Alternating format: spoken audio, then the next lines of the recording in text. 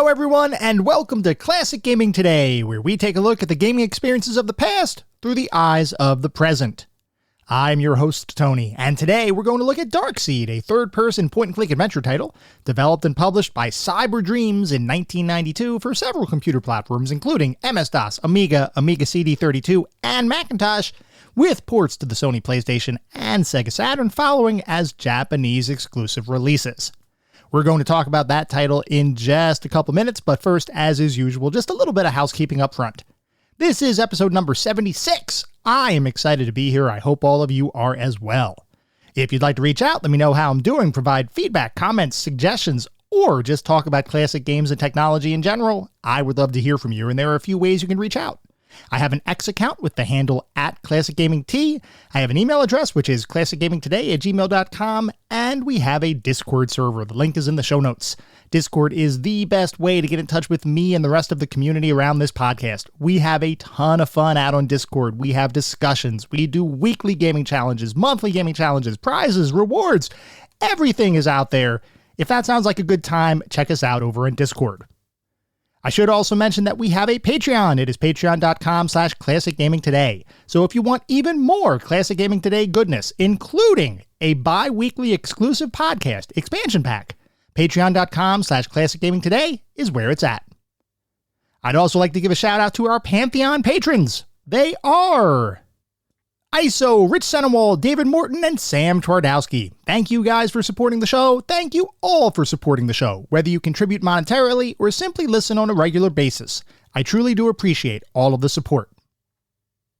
For anyone who may be new, welcome. I just want to give a brief overview of the anatomy of an episode because, for the most part, all of our episodes follow a very similar format and structure. We will always start by talking about the history of the game in question, the historical context, how was the game made, why was the game made, and then we move into a pseudo-review kind of section. And I say pseudo-review because it's not like we assign numerical rankings or star counts or anything like that, but we do talk about every single game from several different perspectives. We take a look at the graphics, how does the game look, the sound and music, how does the game sound, the narrative and or story, if the game has one, playability and controls, and overall feel. What does it feel like to play the game today versus when it was released 20, 30, maybe even 40 plus years ago?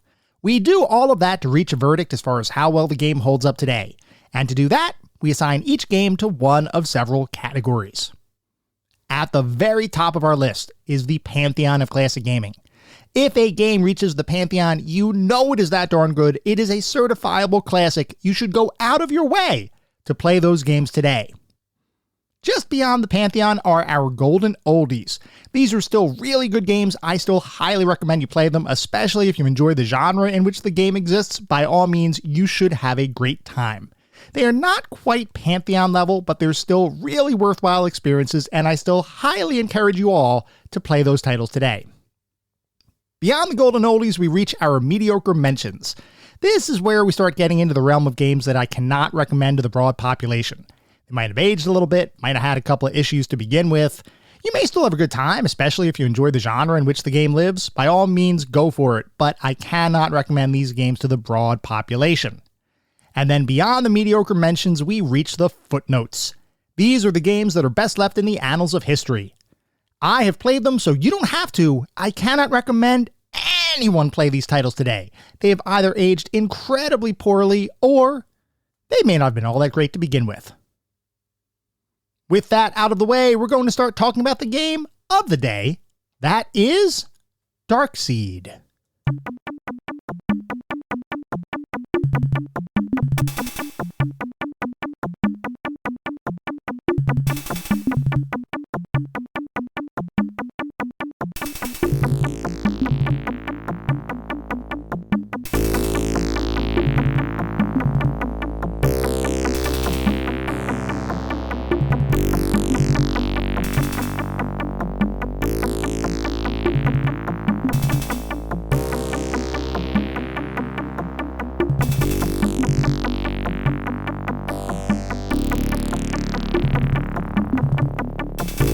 Darkseid is a third-person point-and-click adventure title developed and published by Cyberdreams in 1992 for a bunch of different computer platforms, with ports to the PlayStation and Saturn following in Japan only. Before we can talk about Darkseid, we need to talk about H.R. Giger, an incredibly influential artist whose work can be seen in countless movies and television shows, with a number of games and other media taking inspiration from his designs and concepts. While Giger would eventually become a household name across the entire globe, back in the 1940s, he was simply a child with a penchant for art, looking for a way to express both his unique interests, as well as his fears, via some form of creative outlet. Even from a young age, Giger had a fascination with concepts that can best be described as macabre. Things like skulls, mummies, and other horror-themed concepts and imagery. At the same time, like many children, Giger would occasionally have nightmares where the hidden and unknown that inherently induces anxiety, like rundown city streets, dark alleys, and unlit basements, merged with his fascination of skulls and horror to create imaginary visuals that were terrifying and grotesque. Beyond Giger's imaginary dreams, he was also facing a very real set of fears anchored by the fact that he was growing up in Switzerland during World War II, not all that far from Nazi Germany. He routinely lived in fear during his waking hours, and further observed how his parents reacted to the events occurring around them, and those waking fears, coupled with nightmares he experienced while he slept, gave Giger a wide set of emotions that would form the foundations of his early artwork. And art, even from an early age, was something Giger was incredibly interested in. He would routinely draw out various scenes from his nightmares on paper in an attempt to understand and cope with his fears. So, when Giger began exploring art as a potential career path, it was an entirely natural extension of his personal interests. The only issue was, Giger's father didn't think there was any way he could make a career as an artist. According to Giger's father, who was a pharmacist by the way, pursuing art as a career was not sustainable, and he believed that Giger would be setting himself up for a life of poverty if he intended to pursue that dream. Giger's father believed that a more reliable profession, so to speak, like his own pharmacological pursuits, was a better, more stable career path. Giger, however, had no interest in becoming a pharmacist, and in 1962, he would move to Zurich, where he studied architecture and industrial design for several years, before graduating and starting a career as an interior designer. It didn't take long, though, before Giger realized that interior design was not where his heart truly lied, and while working as an interior designer as his day job, he returned to his original artistic passions during his off hours, beginning to create a number of ink drawings and oil paintings before progressing to using an airbrush, which would become the primary artistic tool that Giger would end up using for the majority of his future art career. Giger's artwork, similar to that he created as a child, was not what many art aficionados would describe as traditional, as Giger loved intermixing grotesque, nightmarish scenes with the human form, and in particular, he enjoyed combining humanity with machines, a style of art he described as biomechanical. The majority of his artwork at the time depicted chilling scenes of mechanoid humans, complete with exoskeletons and mechanical body parts interspersed with normal male and female features, creating visuals that were incredibly unique and perhaps a bit unsettling. Giger's art portfolio would gradually expand, and by the early 1970s, his work was the subject of various art exhibits that would eventually gain the attention of some very influential people, perhaps the most notable of which was surrealist artist Salvador Dali. Dali was intrigued by Giger's art and believed that he possessed a unique visual aesthetic that needed to be seen to be believed. He also thought that Giger's art could, potentially, transcend the art world and make its way into popular culture, which is why Dali contacted filmmaker Alejandro Jodorowsky to suggest that he enlist Giger's help with the creation of the film version of Frank Herbert's science fiction novel Dune, an effort that Jodorowsky was in the process of beginning pre-production on. Jodorowsky was impressed with Giger's work, and he did in fact follow through on Dali's recommendation, bringing Giger on to work on the film's concept art. Unfortunately, though, that film adaptation would never fully get off the ground. And while this isn't a film review podcast, I do have to mention some of the crazy stuff that brought that Dune adaptation to a grinding halt, which was all driven primarily by the fact that Jodorowsky was way too ambitious than what any film studio could possibly support. Not only did he want to work with the most creative and talented individuals across the world, like artists Dali and Giger, but he was also prone to simply saying yes to all of his talent's demands. As an example, Dolly was slated to play the Emperor in the film, a casting decision that Jodorowsky was pushing for. Dolly, remember, was an artist, not an actor, though he would agree to play the role in the film. If he was made the highest paid actor in history, which equated to a rate of $100,000 an hour. And the craziest thing is, Jodorowsky agreed to Dolly's request. Jodorowsky also brought on musical groups that he liked, like Pink Floyd, and recruited Orson Welles to the picture, along with his favorite chef, which was one of Welles' demands in order to join the cast. Jodorowsky also envisioned the film as the most epic movie in history, with a proposed runtime of over 14 hours long. Seriously, I am not making any of this stuff up. And because all of those so-called features of the film were in fact real things Jodorowsky was trying to do or get greenlit, it's not surprising that the film's production company shut down the film, which meant H.R. Giger no longer had a job in cinema. That was okay though, as Giger would return to the art world once that film shuttered its doors, and would once again begin drawing and creating art for various exhibitions and displays around the world. All of that would change in 1977 when Giger published a collection of his drawings in a book that he called Necronomicon, which itself was a reference to a fictional book of magic originally created by horror author H.P. Lovecraft and used throughout several of his stories. Giger's Necronomicon would be the most fully realized set of drawings and artwork that he ever assembled up to that point, which consisted of his traditional biomechanical imagery depicting humans and various grotesque creatures like gargoyles integrated with various machinery in what can best be described as a book full of nightmare fuel.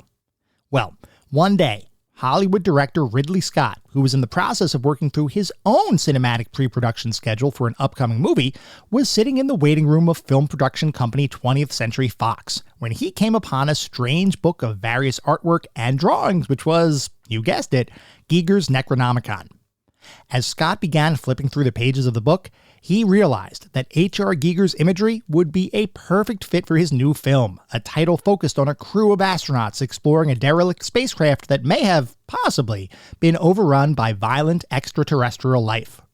Scott reached out to Giger to join his film crew, and Giger accepted, which is what led to Giger's first realized work on a Hollywood production, as he would become the designer behind the xenomorph that would terrorize the astronaut crew in the Hollywood blockbuster Alien. Giger's work on Alien would earn him an Academy Award for visual effects, and from that point forward, his life was never the same, as his artwork would be sought out by newfound fans, and his artistic stylings would be craved by Hollywood filmmakers to make their movies stand out. Giger had countless opportunities thrown at him after his initial work on Alien, and he and his art would remain in the spotlight, both in Hollywood and within the art world, ever since his seminal effort on the film. Giger's work would end up inspiring individuals across cinema, art, gaming, and various other domains. And one area in particular that warrants mentioning is, of course, the video game industry. Video game developers had long been leveraging cinematic and otherworldly influences to craft the environments and enemies in their games. And as you might imagine, the Alien series of films would spawn a number of efforts that, while not directly tied to the movie, would certainly leverage some of the imagery that Alien made popular. Games like 1987's Contra, where a lot of the larger alien creatures in the game bear more than a passing resemblance to Giger's work, and 1991's top-down shooter computer game Alien Breed, which featured aliens that were effectively a complete clone of Giger's xenomorph designs. Video game designers are always looking for inspiration from other aspects of pop culture, and Giger's work and designs seemed tailor-made to inspire the various creature designs that many video and computer games employed. Inspiration is one thing, but there were also some companies that had far grander plans. Instead of simply using various pop culture figures' work to guide the development and designs of their games, they wanted to work with the pop culture figure, which would, hopefully, lend an air of authenticity that other inspired by works simply could not replicate. That general idea was the concept behind the creation of Cyberdreams, a video game development company founded in 1990 by a man named Patrick Ketchum, an entrepreneur who had previously founded software company Datasoft in 1980 as a means of entering the burgeoning computer software market. Datasoft as a company was not all that successful, with most of their efforts focused on arcade ports as well as licensed titles based on movies and television shows. A quick glance at their gamography reveals literally no titles that I would consider major releases, though they did end up releasing over 50 different games between 1982 and 1987. Datasoft would eventually declare bankruptcy and go out of business, and Patrick Ketchum would move on to begin focusing on other ventures, though he still wanted to remain in the computer and video game space, which is why he decided to start up a new company, Cyberdreams, in 1990. Unlike many game companies that licensed intellectual property from other creative individuals or based their games on others' work, albeit indirectly, the vision behind Cyberdreams was to take these creative people, pair them with a video game design team, and create games with their direct involvement rather than just their inspiration. While that concept sounds great in theory, there was just one problem. The team needed to figure out who to work with for their first game. A number of different names were thrown about, but the team eventually decided that a collaboration with H.R. Giger would provide the biggest potential for a fun, engaging game. So the team reached out to Giger with a proposal for him to provide custom artwork for inclusion in a future video game, which intrigued Giger so much that he agreed to join the project. And with that, Cyberdreams' first game entered into development, and with Giger's engagement, work on Darkseid officially began. The actual creation of Darkseid seems to have been a mostly uneventful experience, aside from one conflict that originally arose between Giger and the development team. Giger, as an artist, always wanted his work to be portrayed in the most detailed, best possible light, and when he began working on art for Darkseid, he realized the inherent limitations of computer and video games of the time. Rather than having an unlimited level of detail available to him, he had to fit his art within the confines of Video Graphics Array, or VGA, resolutions, which for computer games in the early 90s meant that the game's artwork would likely have to fit within a 320 by 200 pixel resolution, and could utilize only 256 colors. Giger felt like the low resolution would not be adequate for the artwork he was creating, so he petitioned the team to increase the resolution beyond the default 320 by 200 pixels the game was currently based on. The team, wanting to maintain a positive relationship with Giger, agreed to the change, and ended up increasing the resolution to 640 by 350 pixels, which was a fairly dramatic increase in screen real estate beyond the original plan. There was just one issue. Computer technology around this time was pretty limited, and oftentimes compromises had to be made between resolution and the number of colors available to display in a scene. Nowadays, we don't have to worry about reducing colors in order to maintain a certain resolution, but back in the early 90s, the two were directly tied to each other. So, when the team increased the resolution of the game's visuals, they also had to reduce the total number of colors from 256 per image in screen down to 16 colors. Despite the inherently lower quality in the available color space, Giger agreed with this approach, and he began developing artwork for the game, which would eventually be scanned into graphics workstations to be recolored and formatted to work properly within the confines of a computer's graphical capabilities. While Giger was working on art for the title, the rest of the development team worked on the more technical aspects of the game, like the engine, gameplay elements, story, puzzles, and characters. And speaking of characters, Cyberdreams had decided early on to use the relatively new technique of digitization to create characters that mimicked real-world actors, or perhaps more accurately, mimicked real-world people. Because Cyberdreams, as a smaller development studio, didn't have access to real actors to use in their titles, so any characters that would be included in the game needed to be based on and voiced by either amateurs or members of the development team. In fact, Darkseid's main character, Mike Dawson, was based entirely on one of the game's primary designers, whose name was, well, Mike Dawson. And the character Mike Dawson looked exactly like the game designer Mike Dawson, because he was literally digitized for inclusion in the game. I admit I found this somewhat amusing, because there was no effort to mask the fact that the character was based on the person. They were even named exactly the same. Now, I'm not saying there's anything wrong with that. It was just something I found interesting in a could only happen in the early computer game industry kind of way.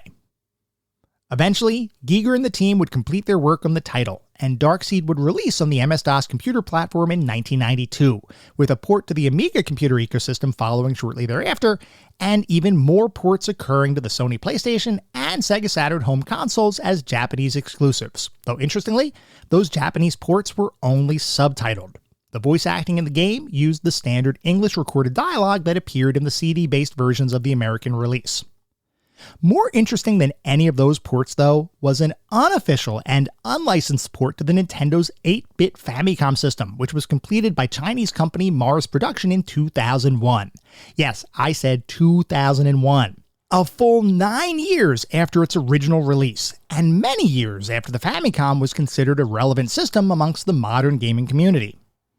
I did not play that particular version of the title, but I did watch some gameplay videos, and while the game itself was dramatically less detailed, as you might expect given the limitations of the Famicom, it certainly appeared as though there was a fair amount of care given to the port, with a familiar point-and-click interface and nearly every scene and interaction in the game recreated in an 8-bit format. Certain elements of the experience were degraded, like the overall visuals and the music, but the fact that it exists at all is an interesting piece of fairly obscure video game history. Returning our attention to the PC version of the title, upon its release, the game would be fairly well received, with many critics praising the game's graphics and scary story, with some even claiming that Darkseid was one of the most impressive horror titles of all time, at least as far as 1992 goes. There were some critiques, however, mostly related to the interactivity included in the title, and its reliance on real-time events driving some frustration during gameplay. Despite those critiques, Darkseid would be named the best fantasy role-playing/adventure title of the year by the Software Publishers Association, and several publications would nominate it for Best Adventure Game of the Year honors. Even in later years, Darkseid would widely be recognized for its effective artwork and horror-inducing story, with some publications even naming Darkseid to be one of the scariest games of all time. Darkseid would be successful enough to warrant a sequel, which would release in 1995 on the Windows and Macintosh computer platforms, with ports, once again, to the Sony PlayStation and Sega Saturn as Japan-exclusive titles. A number of changes would occur during the development of Darkseid 2, such as the fact that no original Giger artwork would be commissioned for the title, though there were a number of pre-existing works that were licensed for inclusion in the game. And protagonist Mike Dawson would no longer be played by real-world game designer Mike Dawson, as he ended up leaving the video game industry entirely after the original Darkseid released, choosing instead to pursue a career in Hollywood, where he ended up writing several episodes of the television show Family Matters, which was most notable for the introduction of Steve Urkel into the pop culture zeitgeist of the 1990s. Unfortunately, we never got an H.R. Giger Family Matters crossover, though I do wonder what that particular collaboration would have looked like were it to have existed. Anyway, Cyberdreams as a company would continue developing games after Darkseid released, and would continue to reach out to creative individuals to collaborate with in future titles. Those future titles would most notably include Cyber Race in 1993, a racing title based on designs by Sid Mead, who is most widely known for his work on films like Blade Runner, Aliens, and Tron, with another title being I Have No Mouth and I Must Scream in 1995, which featured the work of American author Harlan Ellison. Future titles based on collaborations with Dungeons & Dragons creator Gary Gygax and horror filmmaker Wes Craven unfortunately never saw the light of day, as Cyberdreams would end up going out of business in 1997. Ultimately, Cyberdreams enjoyed a brief period of success in the overall history of video and computer gaming, and while the company never became a household name, I do have to commend its focus on seeking out and working with talented individuals who, most likely, would never have worked in the video game industry if not for Cyberdreams' efforts. While Cyberdreams is no longer relevant in gaming culture, Darkseid does still have a dedicated fan community who continue to praise the game's innovations as a unique point-and-click adventure title, though that game's continued relevance is certainly bolstered due to H.R. Giger's involvement. Despite Giger's death in 2014, his work continues to be an influence in modern gaming, television, and cinema, and he will undoubtedly remain a part of pop culture for countless years to come. While Darkseid is overshadowed by Giger's fame, the fact is that the game itself maintains an interesting spot in the overall history of video and computer games. As the first title from an ambitious development studio, it produced the first official collaboration between Giger and a video game company, And while the game might not be a title widely regarded as a classic today, it still, most certainly, deserves to be remembered.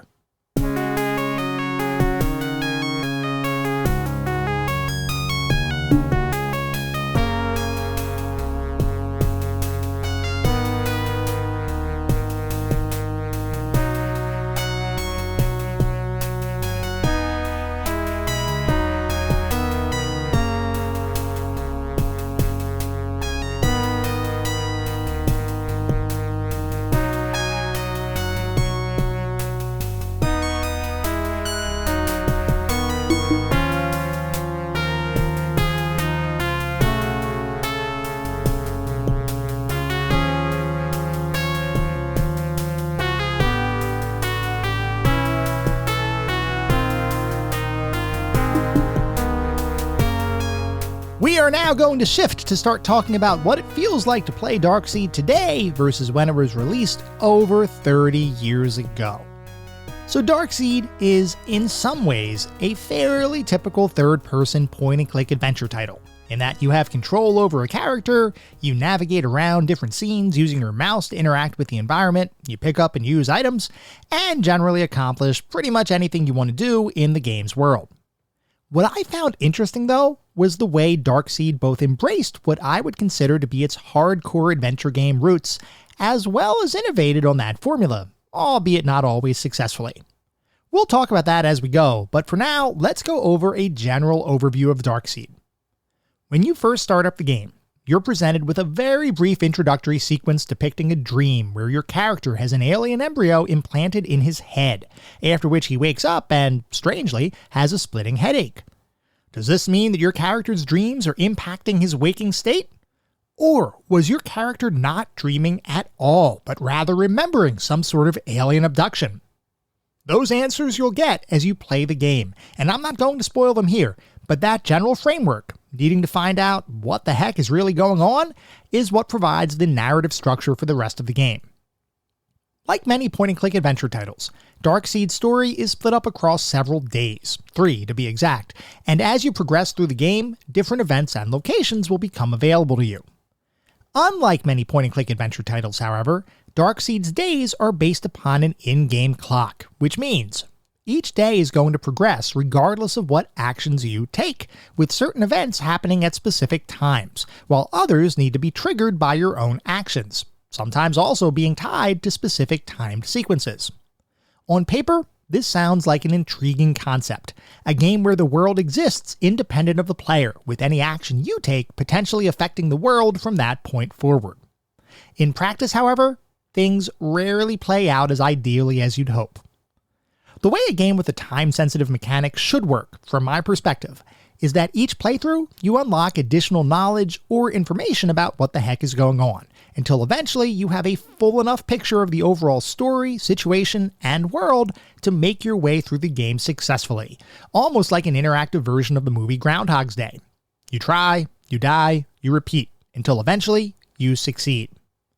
While that general structure is the core of how Darkseid is designed, there are a number of ways that the game does not respect the player, or seemingly gets joy out of requiring the player to replay the game unnecessarily, until finally they figure out the path forward. To best understand what I mean, let's take a look at a generic example of a situation you might find in the game. Let's say you wake up in your house and you start to explore. You recognize that the game's clock is ticking by, but you also don't have any specific schedule info just yet, so you simply pass the time looking around, getting acclimated with the environment. Eventually, the doorbell rings, and you go answer the door and receive a package. Okay, cool. So far, so good. But let's say you were not home when that package was supposed to be delivered. Maybe, instead of exploring your house for a few in-game hours, you instead decided to head into town. Well, when you get back to your house, you may have missed the package delivery event entirely, and most likely, that package had some critical item needed to progress the game's story. You, though, have no way of knowing you missed anything, so you keep playing the game, though things start to feel kind of boring because there is little to no story progression. You're kind of just existing and walking around as the game's world moves on, until eventually you complete, so to speak, the final day of your adventure. And since you didn't really accomplish anything, you simply die and the game restarts. At this point, you might think to yourself, what the heck just happened? So you decide to play the game a second time. This time, you do in fact get the package at the door, which then allows you to see additional story elements and progress the game a bit further. But then, at one point later in the game, you decide to purchase some items from the nearby general store, spending all of your money in the process. Only it turns out you didn't buy the correct item, so once again, you have a situation where the story stops progressing, and you simply sit there for the next 2 in-game days with literally nothing to do until you die again and restart the experience. Okay, time for playthrough 3. Well, you get the point. The issue I have with Darkseid's time-based progression system is that you effectively have no choice as far as how to progress in the game without doing the exact steps that the game expects you to complete. There aren't optional events that you can take part in to learn more about the world's lore. There aren't multiple events occurring at the same time that might require you to choose what to focus on, with the recognition that anything you miss out on will need to be experienced on a subsequent playthrough. There is simply one critical path, and it is 100% time-bound, which feels like the wrong way to implement a time-based progression into a game. Now, that all said, the game was made in 1992, so the technology to implement what truly is an innovative feature like this wasn't readily available. The thing is though, if you can't do a certain gameplay mechanic justice, should you really include it in your game? I know that's a rhetorical question, but for me, the general answer to that is usually no. That's not to say that I didn't find the time-based progression mechanic intriguing, and once I figured out what the game wanted me to do and how it wanted me to play it, I ended up having a good amount of fun, even with repeated playthroughs, as I slowly made my way further and further into the game. Beyond that time progression mechanic, which was unique, though flawed, Darkseid's designers decided to inherit the hardcore gameplay mechanics of old-school Sierra adventure titles, which is to say, dead ends and player death are prevalent throughout the experience.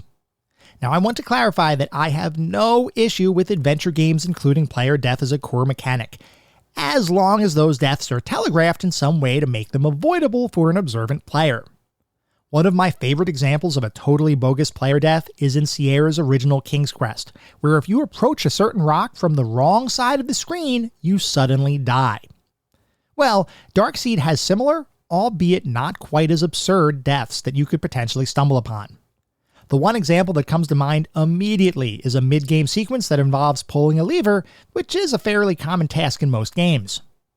The first time I went to pull this particular lever, I simply clicked on the item and chose to use it, which in most games would have moved the lever into a new position. Not so in Darkseid though, as apparently this lever had an active electric current passing through it, which, as you might have guessed, resulted in my swift death as the game unceremoniously restarted itself. Trust me, I did not make that mistake again, and I bet I got a ton of odd looks as I used heavily insulated leather gloves to touch every other object in the game. But hey, at least I learned my lesson, and for what it's worth, I never did get electrocuted again. I admit though, it's entirely possible I missed some sort of electrical spark that would have clued me into the dangerous lever, and if so, that is truly on me. Beyond player deaths though, the bigger issue is the sheer number of dead ends that you have no way of knowing may or may not have occurred until you eventually get to the end of the game and realize that you messed up. Off the top of my head, some of the dead ends I experienced include not answering the phone quickly enough, neglecting to pick up a 2-pixel wide item lying on a nondescript floor, not buying the appropriate item at the general store, not inspecting a certain world hotspot multiple times to find a hidden item, spending too much money on non-essential items, not realizing which 3 items are critical to the endgame, not realizing I could even hide items in a certain location, not realizing I needed to move a certain object in my attic in order to unlock a required shortcut later in the game, and probably several others that I can't recall right now. Suffice it to say, this game is dead end central, and trying to play through it without referencing a guide requires a degree of fortitude that I would wager not many gamers want to dedicate to this title. Luckily, there is a traditional save game system included with Darkseid, so in many cases, you do not have to restart the game entirely if you fail. But at the same time, because of the number of potential failure states, you'll probably need to play the game like I did, saving your progress every couple minutes in the event you hit a situation that requires some degree of rolling back your progress. It's certainly a viable way to play the game like that, but I feel like the whole thing could have been simplified, or maybe streamlined a bit, which would have improved the experience dramatically. This kind of gameplay was fairly commonplace in adventure titles in the 80s, but in the early 90s, companies like LucasArts had begun the shift to less punishing gameplay mechanics. It feels like Darkseid inherited the older school method of adventure game design, which is totally fine, as long as you know what you're getting into when you boot up the game. Anyway, beyond the time mechanics and the overall old school design, Darkseid is a fairly traditional point-and-click adventure title, with perhaps the most interesting feature being the fact that the normal world you begin the game in is mirrored in an alternate dimension known as the Dark World, which is where the game most directly utilizes H.R. Giger's artwork and designs. To beat the game, you need to solve puzzles in both locations, and there are certain puzzles where doing something in one world will impact the same location in the other world. Generally speaking, I like these kind of cause and effect puzzles, so I thought that interconnectivity between the two dimensions was a nice touch. In some instances, even characters have Dark World versions of themselves, which, while not explicitly stated, is another design decision that I found intriguing. I kinda wish there was more story and exposition included here though, and in fact, the entire game could serve with being longer and more fleshed out than what it was. Darkseid, as designed, is a fairly short experience, and the only reason it lasts as long as it does, which is only a couple hours for a successful playthrough, is because you need to wait for the game's internal clock to progress to certain points before you can continue the story.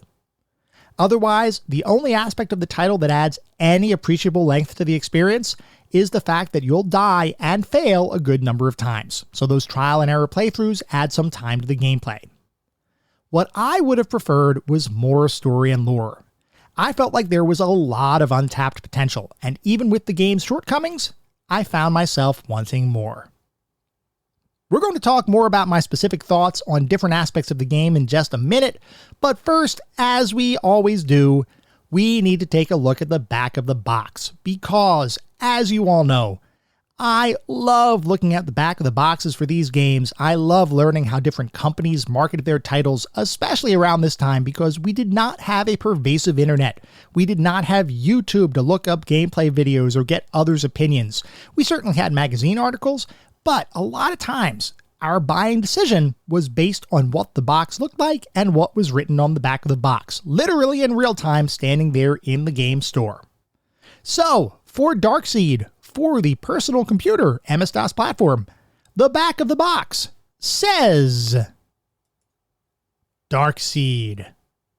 Darkseid is based upon the fantastic artwork of Swiss surrealist H.R. Giger, the inspiration for such blockbusters as Alien, Alien 3, and Poltergeist 2. Giger has revolutionized the look of science fiction forever with his unique biomechanical style, which depicts the synthesis of technology and biology as they might evolve without the influence of man. An adventure you'll never forget. Challenge your mind. You are Mike Dawson, a science fiction writer who just purchased an old Victorian house. As you explore your new home, you soon discover that you have bought more than you bargained for. Control the fate of two worlds, the world as we know it and the dark world of an ancient and dying civilization. Unlock the secret of a sinister plot and discover the dark passage to their world, a place more terrifying than your darkest nightmare. Time is running out. You are on a collision course with destiny, and only you have the ability to save yourself and the world from a cruel and inhuman fate. Every decision may be your last, so choose wisely. All of humanity is depending on you. And then there are some features and bullet points that say, stunning full-color, high-resolution graphics, hauntingly realistic voices and sound effects, movie-like storyline with twists, no typing, easy point-and-click interface, exciting real-time animation, explore over 75 locations, an original soundtrack, and terrifying nightmare sequences. And then there are a few pictures and screenshots on the back of the box, and I've got to say, this box actually really worked for me. I think that it definitely created a picture of intrigue and made you think, well, what is going on here? And I've got to say, though, beyond the back of the box, which I thought did make the game sound interesting, the front of the box is what sells me on it, which features a very large image from H.R. Giger's artwork. And if you see this on the computer shelf or on the store shelves at a computer store, which I did when I was younger, your immediate thought has got to be, oh, what the heck is that? It's the kind of box artwork that makes people stop and do a double take because it is so kind of grotesque, weird. You're going to pick up the box because you have no idea what the heck is going on. And interestingly, the box does feature H.R. Giger's name prominently on the front of the box. So if you see that, you see the image, you probably have an understanding of what's going to be going on here. But if you're just walking by the shelf in a store and you see this image, I can almost guarantee you're going to stop and pick up the box. So from my perspective, the front of the box really accomplished that. You flip it over, look at the back of the box, that's pretty darn interesting too. Anyway, we're going to now start talking about the more specific aspects of the game. We're going to start by talking about the graphics. So Darkseid's graphics are a strange mix of higher than standard resolution, which is nice, coupled with fewer than standard colors, which is not so nice. As I played the game, I found the graphics to evoke different emotions depending on which scene I was navigating. There were some areas, like a couple of roads that lead from your house into town or to a surrounding cemetery, that almost took on a painterly quality, which I found interesting. There were other areas, like the aforementioned cemetery and your house, that do look a bit lower detail than what I would have liked. And then there are some areas, like the Dark World, where the graphics were entirely obscured by the intense lack of color. Look, I get it. The Dark World is meant to be a dark alternate dimension, and I would fully expect the Dark World to have less color and be more run down and dingier than its real-world counterpart. Stylistically, I'm on board. But visually, the Dark World ended up letting me down because the graphics were so drab that I couldn't even fully appreciate H.R. Giger's artwork and designs. What was there, and what I could see, was pure Giger, but I felt like the game let that artwork down. From my perspective, it could have been incorporated a lot better. Now, I would be remiss in not mentioning, though, that H.R. Giger's artwork itself was oftentimes monochromatic or lacking in color, so technically, the Dark World did mimic Giger's style effectively. The issue is that the general pixelation driven by the lower resolution visuals of 1992 did not mesh well with that lack of color, which caused the details of that style to look lower quality in comparison to standalone works by Giger. I don't knock the designers for trying, I just longed for more details than the game was able to provide. That being said, the cutscenes that play in between days are actually a bit better than the Dark World's design, as they're able to utilize more of the screen's real estate to depict their otherworldly and off-putting designs. The cutscenes are nothing to write home about, and they are relatively short, almost slideshow-level experiences, but from my perspective, they show Giger's artwork in the best light. As far as actually moving about the world, animations throughout the title are pretty stiff and lack any degree of smoothness or polish. This is an area where I felt like the team really could have stepped it up, but didn't. I completely understand the color limitations due to the increased resolution of the graphics, but I do not get the subpar animations for the characters. There are plenty of adventure titles that had similar color restrictions from years prior that created meaningful animations for moving around the environment, or for interacting with other characters, so I feel like this is something that was well within the team's grasp to get right, but they ultimately dropped the ball. The other element I need to mention as it relates to the graphics is that there are a couple of items that are almost entirely hidden and obscured by the low quality colors on display, creating a need to pixel hunt to find an interactable hotspot.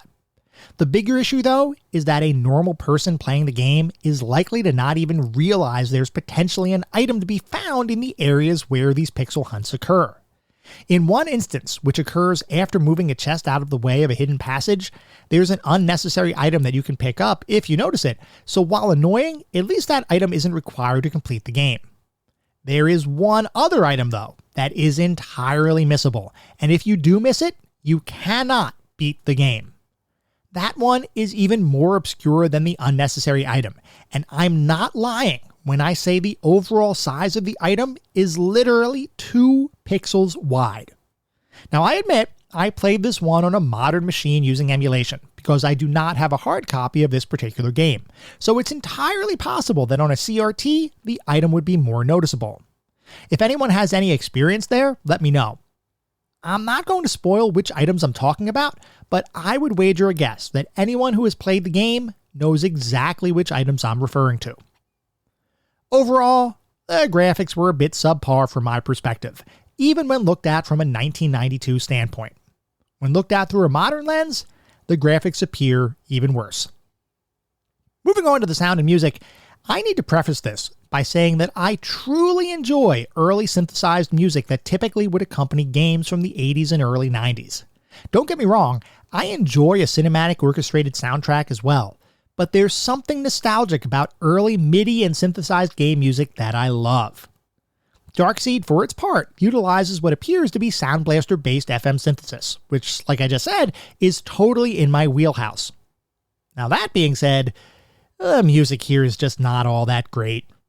Other than the game's theme song, which is surprisingly unnerving and pretty effective at setting the mood, the rest of the music in the game is just kind of there. And as I reflect on my most recent playthrough, which was literally only a day ago at the time of this recording, I cannot recall a single musical track from the game other than the intro piece.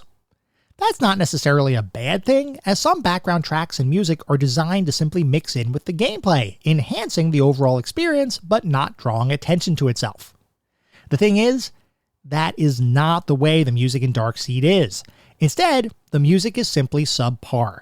It does not really enhance the experience at all, and it doesn't stand on its own as something that I would consider listenable.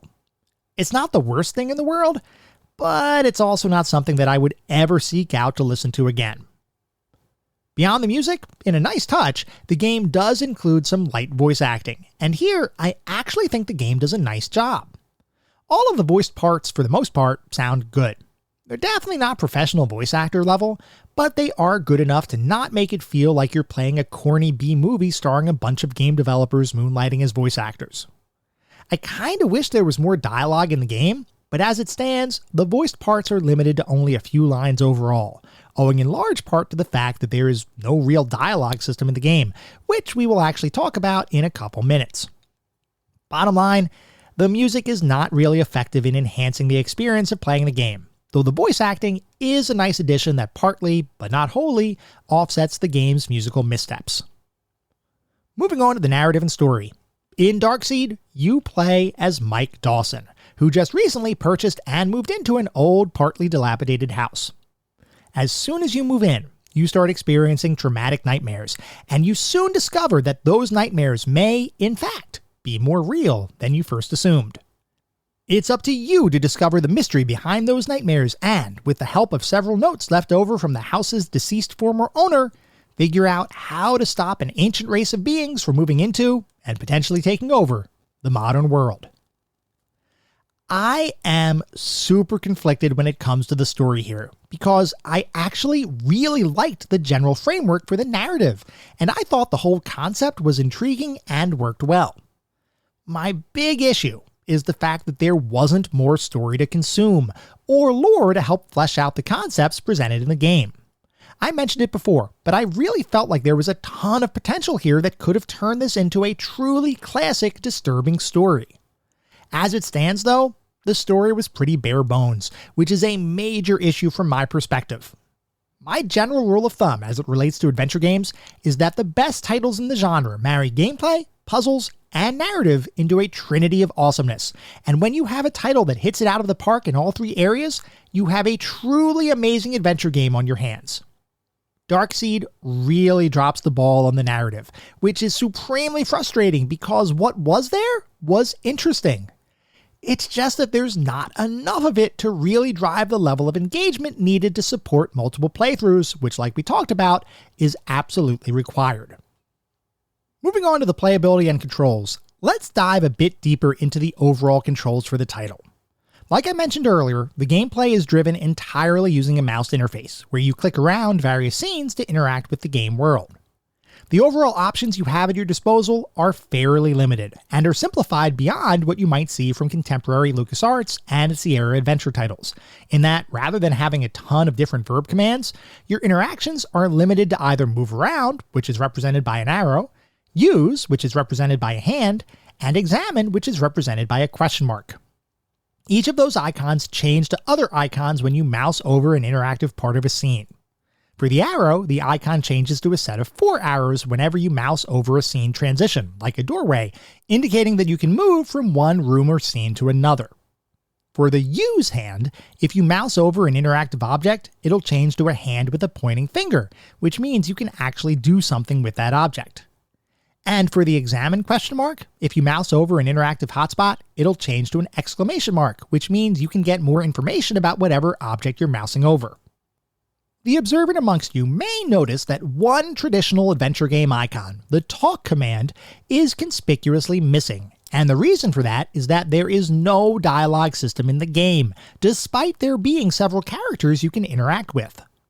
Those interactions are limited to the character reacting to something you're doing in a given scene, at which point they may speak to you.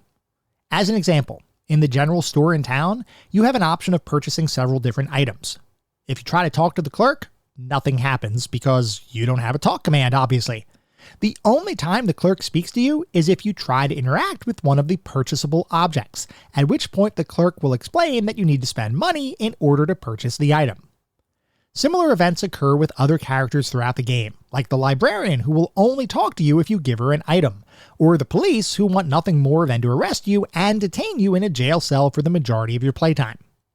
Like I mentioned when talking about sound, I wish there was more dialogue in the game, both because I thought the voice acting was actually pretty good, but also because that might have meant that we'd get more story exposition than what the game provides. I'm not going to knock the game for not having a dialogue tree-based system, because that's partly a function of the time that the game was created in. But I will say, from an overall control perspective, that I felt like the gameplay was made a bit too simplistic with effectively only 3 actions to perform in any given scene. While the game plays out fine with those limitations, psychologically, I felt like something was missing. Overall though, the game controlled fine, and is pretty much what you would expect from an early 90s point-and-click adventure title. The overall playability of the title, however, is decidedly old school, and in some instances, unfair to the player. I already talked about how the game uses non-telegraphed dead ends, game time progression, and player deaths, so I'm not going to continue to belabor those points here. But just to reiterate, there are some very player-unfriendly gameplay mechanics at play here, including some obtuse game designer logic and cause-effect event associations that are mind-boggling at best and simply illogical at worst. Note that none of the puzzles in the game are complex or difficult, and in fact, the majority of Darkseid's actual puzzles are pretty easy to figure out. The difficult part of the experience is figuring out what the development team wants you to do at any point in the game, which is both not obvious and oftentimes borders on illogical conclusions. As an example, early on in the game, you enter a general store in town, like I referenced earlier, and one of your decisions is what, if anything, to buy from that store. There are several objects that you might decide to buy, most of which serve no purpose other than to make you spend money in a way that might cause a future dead-end state. There is one item, though, that is tied directly to game progression, which the game only in the most subtle way hints is needed. Actually, no, I take that back. I cannot consider the text that the game gives you a hint in any capacity, other than retrospectively once you know what the item purchase causes to happen. If you had unlimited money, then I could forgive the game on this one, because you could, and probably should, purchase everything that you can, because you never know when a given item will be useful in an adventure game playthrough. With limited funds, though, which equates to 3 total purchases in the game, 2 of which are required to beat the game, this feels like something designed to intentionally trap players in an unwinnable state. I can't prove that was the intention, but it sure feels like it. That said, if you put aside the time-driven gameplay mechanics, the dead ends, and the moon logic-based puzzles, the rest of the game is effectively a lightweight traditional point-and-click title, which is fine for what it is. So overall, how did it feel to play Darkseid? Well, it's fairly obvious that I've been kinda harsh on Darkseid so far, but honestly, that's only because there is a really good, interesting game here. It's just entirely obscured and marred by some design decisions that, from my perspective, either don't work or are only partially implemented. You might think that the game is entirely devoid of fun, but that's not really the case. In fact, I walked away legitimately enjoying my time with the game, despite all of my critiques. This is not one of those situations where I'm panning a game because it's horrible. This is a situation where I'm critiquing a game because it could have been so much more. And it is incredibly disappointing to me that Darkseid was not better put together or more fully developed. If the game was designed more competently, I truly believe this could have been one of the more unique adventure games on the market. And actually, even with its less than stellar design, it's still one of the more unique adventure games on the market. It's just not a game I'll likely seek out for a repeat playthrough. That said, the playthroughs I already completed were interesting, and I found myself strangely wanting more, while at the same time feeling like I didn't need to revisit Darkseid, as designed, at any point in the near or potentially far future. It is a weird mix, and I'd be curious if anyone else felt similarly. If so, definitely let me know. So overall, what is our verdict on Darkseid? Well, by this point, you've probably assumed that Darkseid is not going to make it into our pantheon of classic gaming. And here, you would be entirely correct, as the game has too many flaws to really make it into that category. But, while the game is flawed, there is also some goodness to be had here, and I think that if you approach the title with an open mind, you'll find an interesting, albeit light, experience that can be enjoyable. It's also something that you'll likely experience some degree of frustration with, and I would wager a guess that even the most hardcore amongst you will likely reach for a guide at some point during your playthrough. That itself isn't an issue. What is problematic is the fact that the game does not do enough good to outweigh the frustrating elements, though like I mentioned before, it still has its fun moments. Which is why for me, Darkseid is a pretty solid mediocre mention. I cannot recommend it to the broader population, because it's simply too rough around the edges, but for individuals who enjoy point-and-click adventure games and don't mind some frustrating and illogical game design, I truly believe you can have some fun here. I don't think anyone is likely going to name Darkseid to their best games of all time list, but I also don't think the issues are so egregious that you should avoid the title. It's simply one of those games that will only appeal to a small subset of the gaming community, and even then, will likely turn some players off. Regardless, I do think there's something here. It's just hidden far beneath the surface, which is why for me, Darkseid just became our newest addition to our list of mediocre mentions.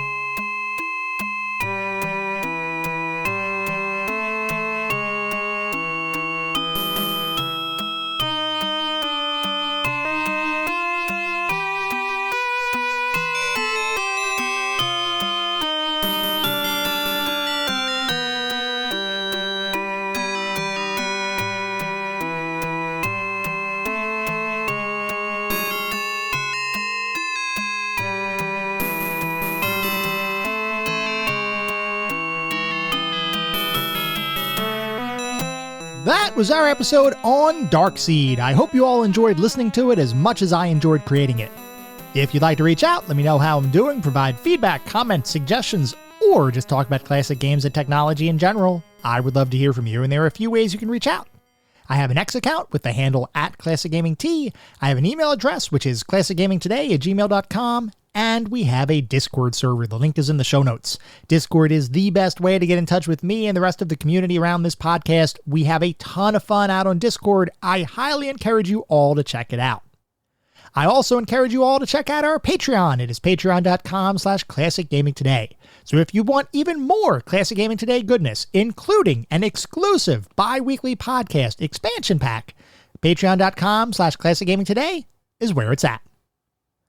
Before we sign off for the week, I do want to mention that our next episode is going to be focused on the full motion video classic Night Trap. So feel free to write in if you have any particularly fond or not so fond memories of that experience. At the same time, if you would feel so inclined, it would be great if you could leave us a review on whatever podcast service or engine that you're currently using to listen to the podcast. This is not about trying to bolster star counts or harvest a ton of 5-star ratings, though if that happens, awesome, it means I'm doing something right. No, what it's really all about is trying to deliver the best possible podcast that I can. The only way to do that is to get feedback from all of you to make sure that I'm delivering the content that you want to listen to. We get new listeners every single day, which is absolutely awesome. I want to make sure that I can continue to deliver the content you all want and continue to create the best possible podcast that I can. We'll be back in around a week with our next episode focused on Night Trap. Until then, remember, sometimes the games of the past are just as good, if not better, than the games of today. Goodbye, everyone.